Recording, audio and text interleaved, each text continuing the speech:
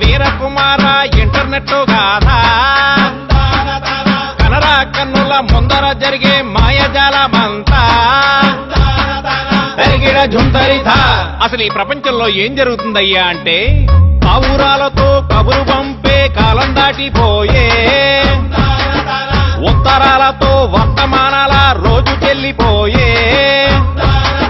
టెలిగ్రాముతో సంగతి చెప్పే వేళ వెళ్లిపోయే,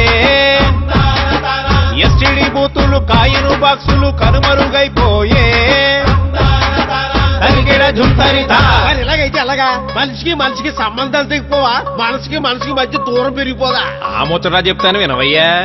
సెల్లు ఫోను చేతికొచ్చే సొల్లు బూసులెన్నో తెచ్చే, మనిషి ఉన్న లోకం విడిచే కొత్త లోకంలోకి నడిచే, చుట్టూ ఉన్న వాటినన్నీ వదిలిపెట్టి ఇంటర్నెట్ లోకి నెట్టుకుపోయే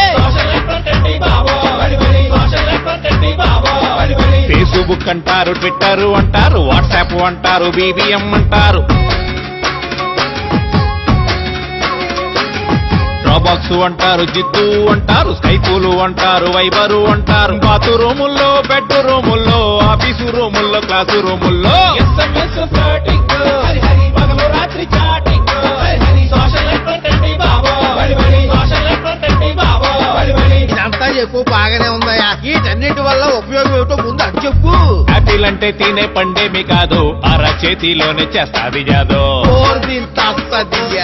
పంచగట్టే ఓడు పెద్ద రాయుడు, ప్రపంచాన్నేలేదే ఆండ్రాయుడు. సోషల్ నెట్వర్క్ చేతిలో ఉంటే ఎవడి డప్పు వాడే తందానా తానా. పెట్టిన పోస్టుకు లైకులు రాకపోతే పరువు పోయినట్టు ఫీల్ అవుతారన్నా. జుట్టు ఊడినా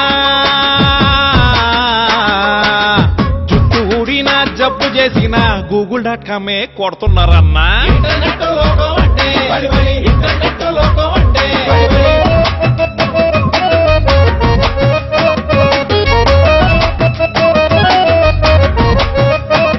మరి ఇంకేమయ్యా, దీనివల్ల ప్రపంచం అంతా మన కాళ్ళ దగ్గరికి వచ్చేసి చాలా సౌకర్యంగా ఉంది కదా.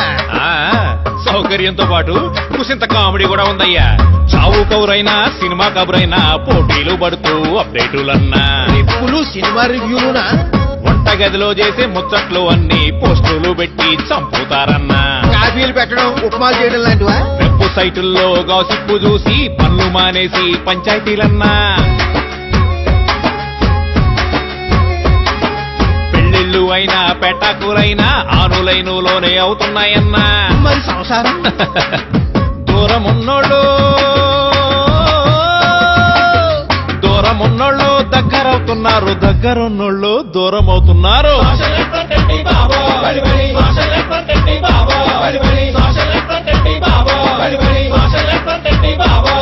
అయితే ఇంటర్నెట్ వల్ల మనుషులు ఎక్కడికో వెళ్ళిపోతున్నారన్నమాట.